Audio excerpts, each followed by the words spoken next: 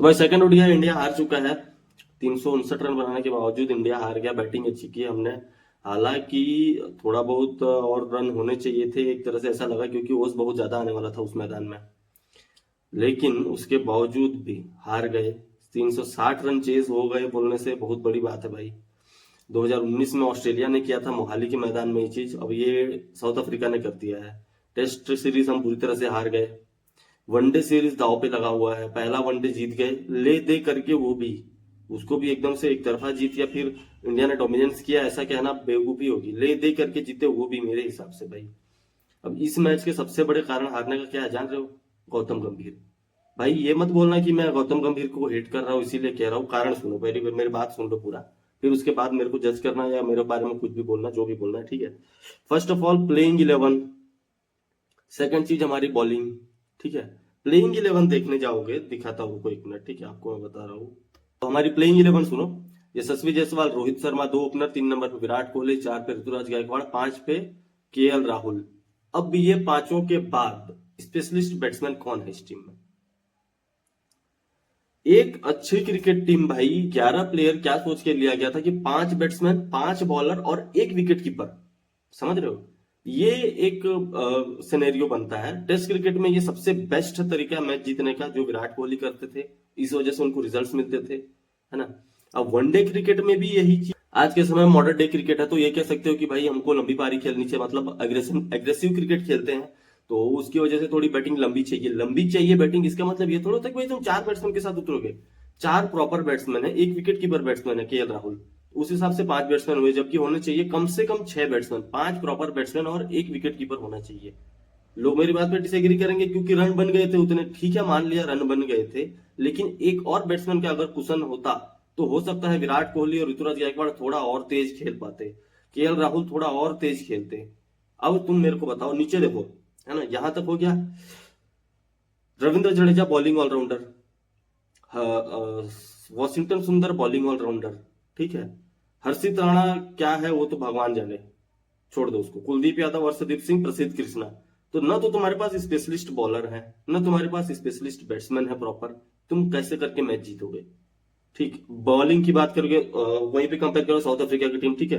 Quinton de Kock, Aiden Markram, Temba Bavuma, Matthew Breetzke, Tony de Zorzi, Dewald Brevis. अब ये देखो, 5 proper batsman हैं और एक विकेट कीपर ये है, ठीक है। अब उसके बाद आते हैं ऑलराउंडर्स उनके, मार्को एम्सन और कॉर्बिन बॉस, ठीक। उनके पास क्या 5 प्रॉपर बैट्समैन और एक ऑलराउंडर, एक विकेट कीपर बैट्समैन लेकर के गए हैं, समझ रहे हो? सारा खेल वहीं पे हो गया। ये है कप्तानी का डिफरेंस, और अच्छे कोच का क्वालिटी खराब हमारे पास तो है नहीं, जाने दो, हमारे पास तो घटिया कोच है, तो वो बोलने की बात ही नहीं है। कैसे करके जीतोगे इसमें बताओ? उनके पास बॉलर भी देखो, Lungi Ngidi, Nandre Burger, Keshav Maharaj और Marco Jansen. Marco Jansen as a proper bowling allrounder है, वो प्रॉपर बॉलिंग ऑलराउंडर है, समझ रहे हो? तो उनके पास 4 स्पेशलिस्ट बॉलर है, ठीक है, और केशव महाराज एक स्पेशलिस्ट स्पिनर, ठीक। हमारे पास देखोगे स्पिनर को तो ठीक है, कुलदीप यादव आ गए उनके बदले में। रविंद्र जडेजा बॉलिंग ऑलराउंडर है, अर्शदीप सिंह, प्रसिद्ध कृष्णा और हर्षित राणा, ठीक है। हर्षित राणा ही एक लौता प्लेयर है जो तीनों फॉर्मेट खेल रहा है। सबसे बड़ा बात यह है भाई, क्यों खिलाना उसको तुमको तीनों फॉर्मेट? साउथ अफ्रीका का बैटिंग स्कोर का, ठीक है।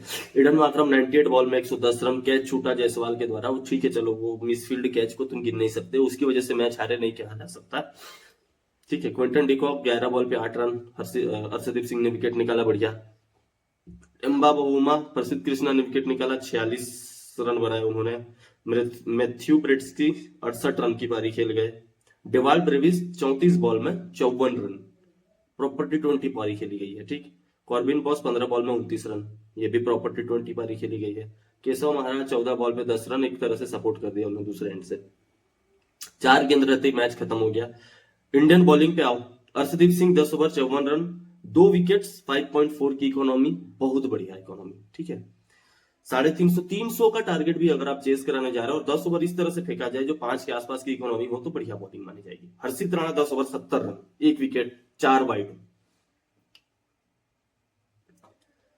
अब क्या कहूं मैं इसको, 350 का टारगेट चेस करने जा रहे हैं सामने वाली टीम, इसका मतलब 7 के हिसाब से रन रेट उनको चाहिए और आप 7 के हिसाब से रन दे रहे हो, खत्म बात है, हो गया। प्रसिद्ध कृष्णा 8 ओवर 2 गेंद, 85 रन, 2 विकेट, एक नो बॉल और 2 वाइड, 10.20 की इकोनॉमी। तो भाई कैसे कैसे होगा इतना? 10 की इकोनॉमी से रन दे रहे हो भाई, इतने तो T20 में ना पड़े। वॉशिंगटन सुंदर 4 ओवर 28 रन 7 की economy, Kuldeep Yadav 10 over 78 run 7.8 की इकोनॉमी, जडेजा 7 ओवर 41 रन 5.9 की इकोनॉमी। जडेजा और अर्शदीप सिंह को छोड़ दिया जाए तो कोई भी बॉलर इकोनॉमिकल नहीं रहा है। अब रविंद्र जडेजा को बोलोगे कि भाई अच्छा, कुलदीप यादव को बोलोगे, ठीक है, कुलदीप यादव का कह रहा हूं मैं, जब सही जगह पे यूज नहीं करोगे तो कोई भी बॉलर मार खाएगा। एक बात बता रहा हूं मैं, ठीक है, एक एंड से प्रसिद्ध कृष्णा 10 की इकोनॉमी से रन दे रहा है, दूसरे एंड से तुम चाहे जसप्रीत बुमराह को लगा लो, चाहे जहीर खान को लगा लो, कितने भी अच्छे बॉलर को लगा लो, दूसरे एंड से वो कैसे करके प्रेशर क्रिएट करेगा? मान लो एक एंड से बुमराह लगे हुए हैं, दूसरे एंड से जसप्रीत, सॉरी, एक एंड से बुमराह लगे हुए हैं, एक एंड से प्रसिद्ध कृष्णा लगा हुआ है, ठीक है। बुमराह डाल रहे हैं पर ओवर 3 रन 4 रन के हिसाब से, 350 का टारगेट है, प्रेशर क्रिएट हो रहा है। अगले ओवर में प्रसिद्ध कृष्णा आ रहा है, 12 रन 13 रन 14 रन खा के जा रहा है। कहां से प्रेशर बनेगा, कैसे विकेट निकलेगा? बात को समझो थोड़ा सा, ठीक है। क्रिकेट को खाली स्कोर कार्ड पे मत देखो या फिर चौके छक्के पे मत देखो, अच्छे से सोच समझ के देखोगे तो समझ में आएगा ये किस किस लेवल की घटिया बॉलिंग लेकर के गए हैं हम लोग, इस वजह से ही हारे हैं। एक बात बताना मेरे को, 2023 वनडे वर्ल्ड कप में 3 बॉलर कौन कौन खेले थे याद है तुम्हें? मोहम्मद शमी, है ना, मोहम्मद सिराज और जसप्रीत बुमराह। वो तीनों के तीनों बाहर हैं, तीनों में से एक भी नहीं खेल रहा है। साउथ अफ्रीका जैसी बड़ी सीरीज में, ऑस्ट्रेलिया जैसी बड़ी सीरीज में नहीं खेला गया। तुम्हें क्या उम्मीद करोगे, तुम किस हिसाब से उम्मीद करोगे कि तुम बड़े बड़े टीमों को हराओगे करके? साउथ अफ्रीका, ऑस्ट्रेलिया चलो उनके घर पे जाके हार गए, सह गए, ठीक है, तीसरा मैच भी हारते तुम, रोहित विराट ने बचा लिया, ठीक। यहां पर आए पहला मैच, फिर रोहित विराट ने बचा लिया तुम्हें, ठीक है। रोहित ने 50 रन मारा, विराट ने सेंचुरी मारी, उसके बाद रोहित ने ऑन फील्ड भी कप्तानी में हेल्प किया केएल राहुल का, जीते, ठीक, मान लिया। ये मैच में फिर से रोहित शर्मा नहीं चले, विराट कोहली के शतक आया, ऋतुराज गायकवाड़ का शतक आया, राहुल का डबल, फिर से हाफ सेंचुरी आया। फर्स्ट मैच में भी हाफ सेंचुरी था, इसमें भी हाफ सेंचुरी आया, वो भी अच्छे स्ट्राइक रेट से आया, ठीक। इतना सब सह गए, समझ में आ गया, ठीक है। बैटिंग के लिए दिक्कत नहीं है, पहले मैच में भी नहीं है, दूसरे मैच में भी स्कोर अच्छा बन जा रहा है, ठीक है। इसलिए तुम्हें बैट्समैन की कमी नहीं खल रही है। कहीं अगर ऐसा हो गया कि ऊपर से जायसवाल तो दोनों मैच में फ्लॉप हो गए, मान लो तीसरे मैच में जायसवाल भी फ्लॉप हो गए, रोहित भी फ्लॉप हो गए, विराट कोहली भी फ्लॉप हो गए, ठीक है, राहुल भी 2 मैच चल चुके हैं, राहुल भी फ्लॉप हो गए, तब क्या करोगे तुम? तब ना तो तुम्हें ये जडेजा का, ठीक है भाई, वो हर मैच में परफॉर्मेंस नहीं कर सकते वो, है ना, जडेजा का ठीक है मान लिया, अपना क्या बोलते हैं उसको, वॉशिंगटन सुंदर से क्या उम्मीद रखोगे तुम? मेरी समझ में नहीं आ रहा है किस लेवल का टीम लेकर के जा रहा है। तुमको वॉशिंगटन सुंदर के बदले तिलक वर्मा को खिलाते तो हो सकता है 370-80 बन जाते। एक और बैट्समैन का कुशन होता ऊपर के बैट्समैनों के पास कि नीचे भाई तिलक वर्मा भी है, हम और मारे, ठीक है। विराट कोहली और थोड़ा एग्रेशन से खेल सकते थे, केएल राहुल थोड़ा और एग्रेसिव जा सकते थे। जडेजा की जगह अगर तिलक वर्मा आते तो वो और उतने ही गेंदों पे ज्यादा रन बन जाता। तो भाई 10-15 रन का फर्क भी बहुत हो जाता है। आखिरी में 4 बॉल पे हारे, 4 बॉल पे 7-8 रन 10 रन और बचे रहता तो क्या पता जीत जाते।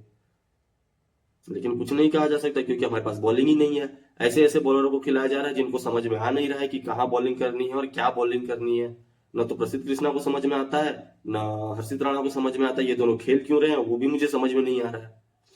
मोहम्मद सिराज जब अवेलेबल है, सैयद मुश्ताक अली ट्रॉफी खेल रहे हैं इंडिया में, तो तुमको उसको टीम में लेने में क्या दिक्कत पड़ा हुआ है? मोहम्मद शमी रणजी ट्रॉफी खेल रहे हैं, अभी शायद सैयद मुश्ताक अली ट्रॉफी मैंने, मेरे को नहीं पता खेल रहे हैं नहीं खेल रहे हैं, मैंने नहीं देखा है। वो जब रणजी ट्रॉफी खेल रहे हैं वो, तो तुमको उसको लाने में क्या दिक्कत है? हर्षित राणा जब तीनों फॉर्मेट खेल सकता है तो मोहम्मद सिराज क्यों नहीं खेल सकता? मोहम्मद सिराज का फिटनेस क्या हर्षित राणा से कम है? क्यों नहीं खिलाया जा रहा है मोहम्मद सिराज को, बताओ मेरे को, क्या बोलूं भाई। चैंपियंस ट्रॉफी के समय में मोहम्मद सिराज को लेते रोहित शर्मा, लेकिन कारण क्या था हर्षित राणा को लेने का? हमारे महाराज कोच गौतम गंभीर, द लेजेंड। आज की जो पिच थी, शुरुआत के ओवरों में जिस तरह से स्विंग हो रहा था, नांद्रे बर्गर की गेंद हो, चाहे इंडिया की बॉलिंग में भी जिस तरह से स्विंग हो रहा था, मोहम्मद शमी का जो सीम प्रेजेंटेशन होता है बॉल का, वो किसी भी पिच पे वो ना पता तुम्हें टाइल्स के ऊपर भी स्विंग करा दें वो, सीधी बात कह रहा हूं मैं, टाइल्स के ऊपर भी स्विंग करा दे मोहम्मद शमी, उस लेवल के गेंदबाज को तुमने बाहर करके रखा हुआ है। ना तो टेस्ट क्रिकेट खिला रहे हो, ना वनडे, ना कुछ, बाहर बिठा के रखो, है ना। मोहम्मद सिराज को सिर्फ टेस्ट क्रिकेट खिला रहे हो भाई। 2023 से पहले इतना तो जरूरत नहीं पड़ता था रेस्ट का कि किसी भी प्लेयर को इंडिया के, चाहे वो कोई भी रहे, मोहम्मद सिराज रहे, चाहे मोहम्मद शमी रहे, चाहे कोई भी रहे, जसप्रीत बुमराह रहे। जसप्रीत बुमराह को तुम T20 क्यों खिला रहे हो? तुम्हें नहीं पता क्या कि T20 स्क्वाड में मोहम्मद जसप्रीत बुमराह जो 26 टी20 वर्ल्ड कप का तैयारी के नाम पे जसप्रीत बुमराह को लगातार टी20 खिलाए जा रहे हो, क्या जरूरत है टी20 क्रिकेट खेलने का? हमारा मेन टारगेट वनडे होना चाहिए भाई। 27 वर्ल्ड कप के लिए तैयारी कर रहे हो ना, तो वनडे के ऊपर भी तो फोकस करो। टेस्ट और वनडे खिलाओ ना जसप्रीत बुमराह को, क्या जरूरत है टी20 खिलाने का? नहीं, टी20 खिलाएंगे, टेस्ट क्रिकेट खिलाएंगे। टेस्ट क्रिकेट किसके सामने खिला रहे हो? वेस्ट इंडीज के सामने, जिसके सामने जीतना ही है। वेस्ट इंडीज के सामने जसप्रीत बुमराह को लेके जाने का क्या जरूरत था? सीधा सीधा तुम ऑस्ट्रेलिया लेके जाते, वनडे क्रिकेट में खिलाते उनको। नहीं, वनडे और टी20 खिला लेते, टेस्ट क्रिकेट में मत खिलाओ। वेस्ट इंडीज के सामने कौन सी भाई, तो लोग बाहर बैठे हुए ये जान ले रहे हैं कि ये सीरीज ज्यादा इंपॉर्टेंट है, ये सीरीज का वैल्यू कम है, इसमें जसप्रीत बुमराह होना चाहिए, इसमें नहीं होना चाहिए। लेकिन वहां बैठे हुए कोच को समझ नहीं आ रहा है, कोच और सिलेक्टर्स को। एक कप्तान के ऊपर तुम अंधाधुंध प्रेशर डालोगे कि भाई नहीं, हम इसी प्लेयर को लेकर के जाएंगे, तुमको यही प्लेयर देंगे, इसी को खिलाओ, तो वो क्या करेगा? कहाँ है मोहम्मद सिराज, बताओ मेरे को। जब सैयद मुश्ताक अली ट्रॉफी खेल सकता है वो, तो वो वनडे सीरीज क्यों नहीं खेल सकता है? उसका फिटनेस लेवल बहुत ही बढ़िया है, बहुत अच्छा है मोहम्मद सिराज का फिटनेस लेवल। उसको तुमने जबरदस्ती बाहर करके रखा हुआ है। एक टीम हुआ करती थी जो 2017 तक अच्छी टीम हुआ करती थी, उस टीम का नाम था पाकिस्तान, ठीक है। उसके बाद वहां पे बाबर आजम का दौर आया, जो और फेवरेटिज्म चालू हो गया वहां पर, है ना। बाबर आजम अपने मनपसंद प्लेयरों को ही खिलाते गए, खिलाते गए, खिलाते गए। यही कहानी हुआ वहां पर। वहां पे पूरी टीम अभी पूरी खत्म हो चुकी है, पूरी की पूरी। आज का डेट ये है कि भाई इंडिया आकर के, ऐसा होगा नहीं, कहने के लिए कह रहा हूं मैं, इंडिया आकर के पाकिस्तान वनडे क्रिकेट में हमको हमारे घर पे हरा के जा सकता है। ये हालत है हमारा। टेस्ट क्रिकेट तो दूर की बात है। बात को समझो इस चीज को। न तो तुम्हारा कप्तान को समझ में आता है कुछ, केएल राहुल की बात नहीं कर रहा, मैं शुभमन गिल की बात कर रहा हूँ। ना तो कप्तान को समझ में आता है, ना तुम्हारे कोच को समझ में आता है।